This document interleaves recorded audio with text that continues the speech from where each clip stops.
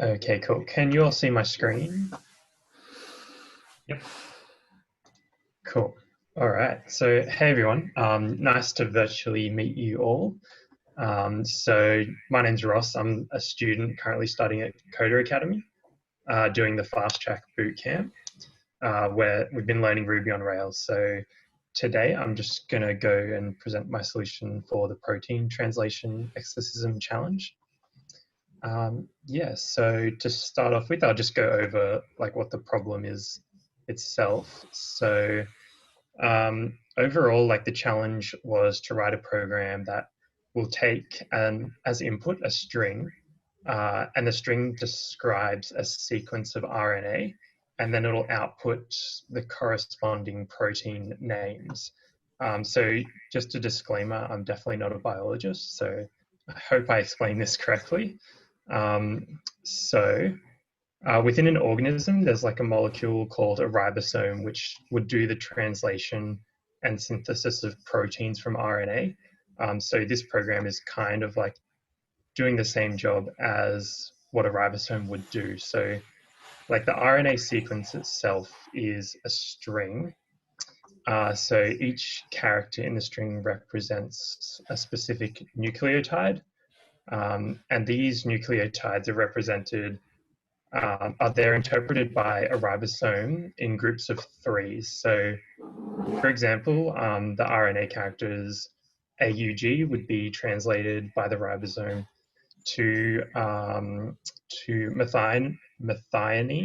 UGG is tryptophan, UUA and UUG, leucine, etc. There's like a whole bunch of them that relate to different proteins.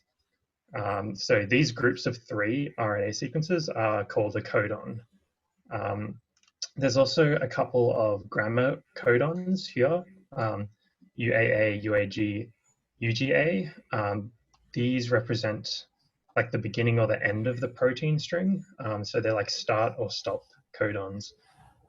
So in our program, when we encounter like a stop codon, that's like the end of the string, and we don't worry about the rest of the codons that will be translated to the list of proteins.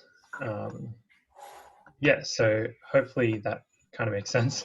And now I'll just go into my code and how I went about solving it.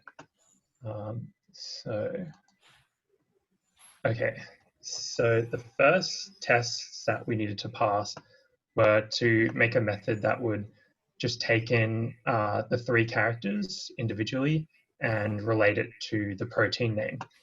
So to do that, I just implemented a hash data structure that would basically look up each of the different codon names and return the related protein name. Yeah, so that's a pretty simple one. It's just basically looking up each name. Um, then this is like the main sort of algorithm for the problem, which uses that previous one as a helper method to translate like a whole string, a whole RNA strand into all the individual proteins. Um, yes, so how I've done this is I've just initialized an empty array which will hold all of the individual protein names. Then after that, I just loop over the strand, like the all the characters, and then I slice the character in the string, sorry, into groups of three. So I do that with like RNA strand dot slice starting at I and just grab three characters, and then I pass that into the previous method that I was talking about to look up the protein name. And then there's just a couple of checks we need to do before continuing. So if the protein name is stop, so if it's we look up here and it's any of these three codons and we get stop, then just break out of the loop and we don't have to worry about the rest. The other case is if it's an invalid codon. So in that case, I just got this invalid codon error class. I don't know if that's like the correct way to do it because I haven't really done a lot of like creating custom error classes. We did a little bit of it in JavaScript, but so it just like inherits from the standard error class, and it's got the message. The type is invalid codon error. Yeah, it's just got a message there. So we can check if it's invalid. If it's not stop and if it's not invalid, then we add it to the protein array. And then we basically just increment I by 3, which will be the beginning of the next codon in the RNA strand. And so we'll basically just continue that until either we get to a stop or we loop over the whole strand.